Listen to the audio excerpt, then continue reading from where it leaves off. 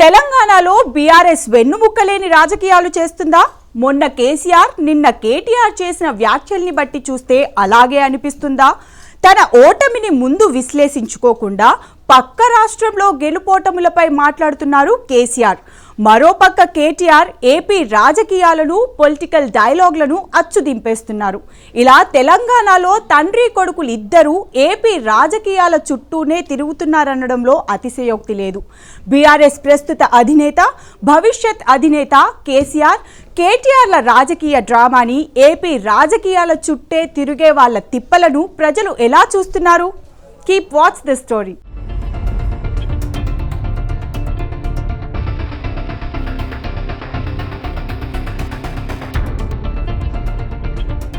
AP రాజకీయ రహదారిపై BRS బండి. ఒకప్పుడు తెలంగాణలో బీఆర్ఎస్ అంటే రాష్ట్ర రాజకీయాలకు వెన్నెముక. కానీ ఇప్పుడు తెలంగాణ రాజకీయ రంగస్థలంలో బీఆర్ఎస్ బండి లాక్ అయిపోయింది.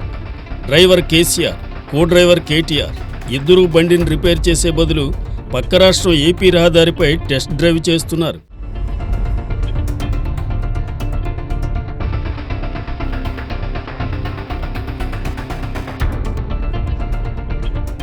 తెలంగాణలో 2023 ఎన్నికల్లో బీఆర్ఎస్ ఓడిపోయింది.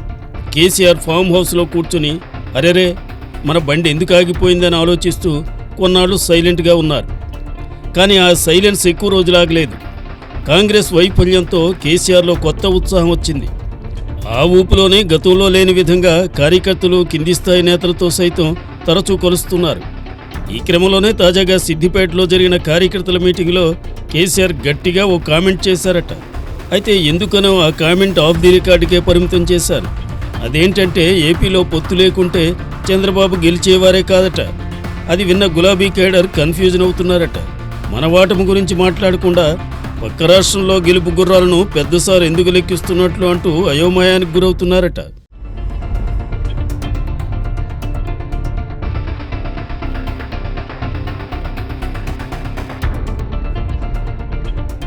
Scene number 2. ఇక కేటీఆర్ వంతు. తండ్రి కేసీఆర్ ఏపీ రాజకీయ రహదారిలో బండి నడపడం చూసి నేను తక్కువేం కాదనుకున్నారు. ఒకరోజు ట్విట్టర్లో ఓ పోస్ట్ చేశారు. ఇన్వెస్ట్మెంట్స్ తెలంగాణకు రాకుండా గుజరాత్, తమిళనాడు, ఏపీ రాష్ట్రాలకు వెళ్తున్నాయి ఎందుకు అంటూనే అందులో ఈవెన్ ఆంధ్రప్రదేశ్ కూడానా అంటూ రాసుకొచ్చారు. అంటే పెట్టుబడులకు ఏపీ అర్హతే లేదన్న అర్థం అందులో స్ఫురించడంతో ఏపీ ప్రజలు ఫైర్ అయ్యారు. కేటీఆర్ డ్యామేజ్ కంట్రోల్కి దిగి ఏపీ అభివృద్ధి చెందితే సంతోషమే, కానీ తెలంగాణ వెనక్కి వెళ్ళకూడదని మరో ట్వీట్ వేశారు.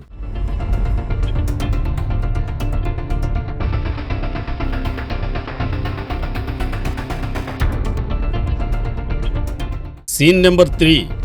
ఏపీలో ఫేమస్ అయిన పొలిటికల్ డైలాగులను అచ్చం దించేస్తున్నారు కేటీఆర్.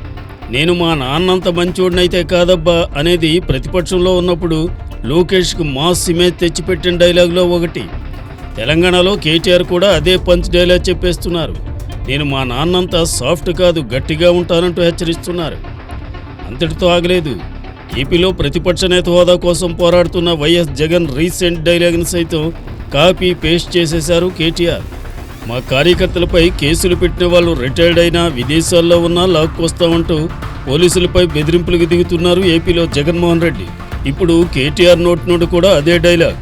దీంతో ఏపీ పొలిటికల్ డైలాగ్ని కాపీ కొడితే ఇప్పుడు కేటీఆర్ నోటి నుండి కూడా అదే డైలాగ్.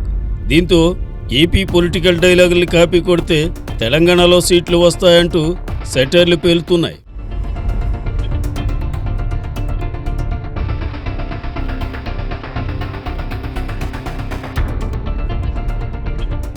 Scene number 4. బీఆర్ఎస్కు రాజకీయంగా వెన్నెముక లేకుండా పోయిందా? తెలంగాణలో వెన్నెముకే లేకుంటే ఏపీ డైలాగులతో బాడీ బిల్డ్ చేస్తారా? కేసీఆర్ చంద్రబాబు గెలుపును విశ్లేషించే ముందు తన ఓటమిని రివైండ్ చేసి చూస్తే బాగుండేది కదా. కేటీఆర్ ఏపీ డైలాగులను కాపీ కొడుతూ తెలంగాణ సమస్యలపై ఫోకస్ కోల్పోవడం మరింత బలహీనతను బయటపెడుతోందా? ఫైనల్గా ఏపీ రాజకీయ స్క్రిప్ట్తో తెలంగాణ సినిమా తీస్తే టికెట్లు కొనేదెవరు?